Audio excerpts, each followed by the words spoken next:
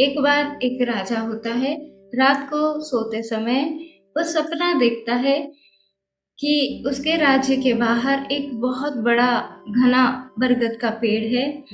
उस पेड़ की कोटर में एक सांप रहता है और वह सांप जैसे उसको सपने में आकर के बोल रहा है कि कल मैं तुम्हें तुम्हारे राज्य में काटने आऊंगा और उससे तुम्हारी मृत्यु हो जाएगी। ये हमारा पुराना पिछले जन्म का लेन देन है जो मुझे तुम्हारे साथ बैलेंस करना है। तो तैयार रहना, मैं कल तुम्हें तुम्हारे राज्य में आकर के काटूंगा और तुम मर जाओगे। राजा की एकदम नींद खुल जाती है, हड़बड़ा जाता है। ये कैसा सपना था। सवेरे होते होते वो पूरे राज्य को इकट्ठा कर लेता है, अपने मंत्रियों को इकट्ठा कर लेता है और पूछता है ये कैसा सपना था, इसका मतलब क्या है। एक संत साधु महात्मा होते हैं, वो आंखें बंद करके ध्यानस्थ होकर के पता लगाते हैं और राजा को कहते हैं कि ये सत्य है, उस सांप से आपका पिछले जन्म का लेन देन बाकी है। तो वो आज हमारे राज्य के बाहर जो बरगद का पेड़ है, घना बरगद का पेड़, उसमें वो रहता है और आज वो आएगा, आपको राज्य में आकर के काटेगा और आपकी मृत्यु हो सकती है। राजा घबरा जाता है। वह उस साधु से कहता है कि क्या इससे बचने का कोई उपाय है। साधु कहता है कि कर्मा को बैलेंस करने का एक ही उपाय होता है, वो है मधुर व्यवहार। तो अगर आप उस सांप के लिए कुछ ऐसा आयोजन करते हैं कि वह आपके मधुर व्यवहार से राजी हो जाए, वो इतना प्रसन्न हो जाए आपके व्यवहार से, आपके अभी के प्रेजेंट के कर्म से इतना प्रसन्न हो जाए कि वह अपना पिछले जन्म का जो कर्म है उसको छोड़ दे।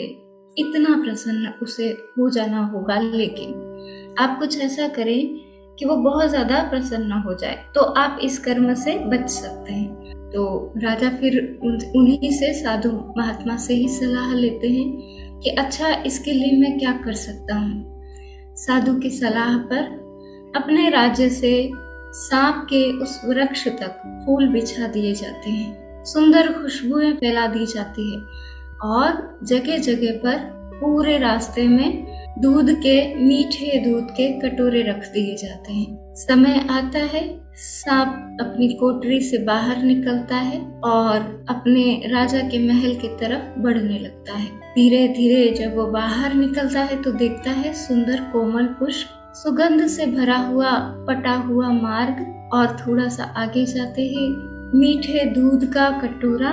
वो दूध पीता है। फिर थोड़ा आगे जाता है, उसको बहुत अच्छा लगने लगता है। कोमल पुष्पों में चलता हुआ नाग सांप आगे बढ़ता जाता है। जगह जगह पर जहाँ उसका मन होता है वह मीठा दूध पीता है, आगे बढ़ता जाता है, राज्य की तरफ जा रहा है, महल की तरफ जा रहा है। सांप अपने पिछले जन्म के कर्मों को पूरा करने के लिए आगे बढ़ता जाता है सांप। लेकिन वह जो क्रोध उसके मन में होता है वह धीरे धीरे समाप्त होने लगता है। सांप राज्य की सीमा तक पहुंचता है, तब तक उसका आधे से ज्यादा क्रोध समाप्त हो चुका है। थोड़ा और आगे बढ़ता है, महल तक पहुंचते पहुंचते उसका सारा क्रोध समाप्त हो जाता है।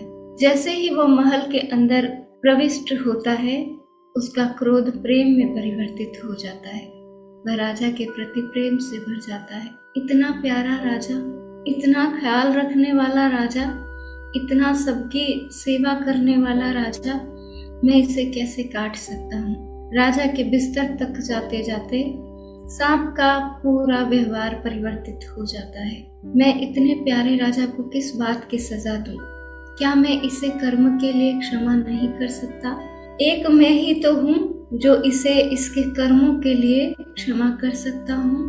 बिस्तर पर चढ़ते चढ़ते सांप पूरी तरह मधुरता से भर जाता है, राजा के प्रति प्रेम से भर जाता है और जाकर के राजा के चरणों में एक सुंदर मणि जो उसके पास होती है वो रख देता है। राजन, आपके व्यवहार से मैं इतना प्रसन्न हूँ कि मैं अपने कर्म के लिए आपको क्षमा करता हूँ, आपके कर्म के लिए आपको क्षमा करता हूँ। और ये मणि जो कि मेरे जीवन भर की पूंजी है, आपको प्रेम से भेंट करता हूँ, समर्पित करता हूँ। लौट करके पलट करके अपनी कोठरी में वापस आ जाता है। बहुत प्रसन्न होता है, बहुत खुश होता है। हम भी जब कोई अच्छा व्यवहार करते हैं, किसी को प्रेम देते हैं, किसी की सेवा करते हैं, किसी के प्रति रियल ट्रू लव से भरे होते हैं, वास्तविक प्रेम से भरे हुए होते हैं, तो उसकी बात ही अलग होती है। देने में एक बहुत बड़ा आनंद है, ये हम सब जानते हैं। तो कई बार हमारा सुंदर व्यवहार भी हमारे कर्मों को बैलेंस कर देता है।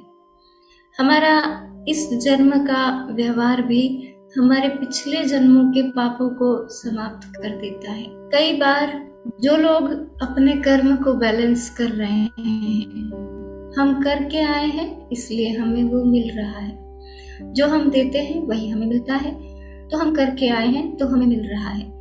ये मान करके हम उसको स्वीकार कर लेते हैं और अगेंस्ट में कुछ भी नेगेटिव नहीं करते हैं, तो हमारे कर्म बैलेंस हो जाते हैं।